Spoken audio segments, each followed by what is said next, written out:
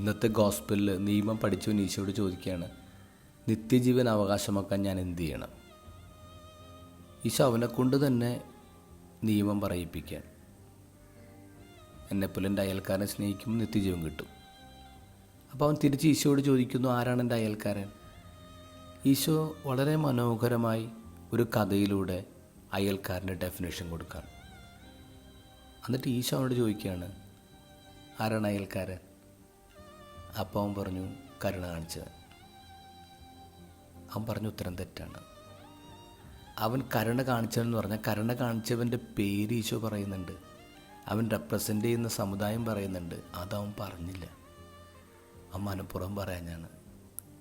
കാരണം അവൻ്റെ ജീവിതത്തിൽ അവൻ ഏറ്റവും കൂടുതൽ വെറുക്കുന്ന ഒരു കൂട്ടം ആൾക്കാരത്. അവരെങ്ങനെ വെറുക്കണം, അവരെങ്ങനെ അകറ്റി നിർത്തണം, അവരെങ്ങനെ ഉപദ്രവിക്കണമെന്ന് നിയമങ്ങൾ എഴുതിയവനാണ് അവൻ. അവനവൻ്റെ പേര് പോലും പറയാൻ പറ്റില്ല. അപ്പോൾ ഈശോയുടെ കഥ അവനെ തൊട്ടിട്ടില്ല. ഇനി ഈശോ അവരോട് എങ്ങനെ പെരുമാറി?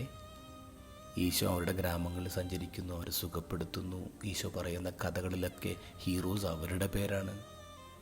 ഈശോ അത് നിരന്തരം ഉപയോഗിച്ചുകൊണ്ടിരുന്നു.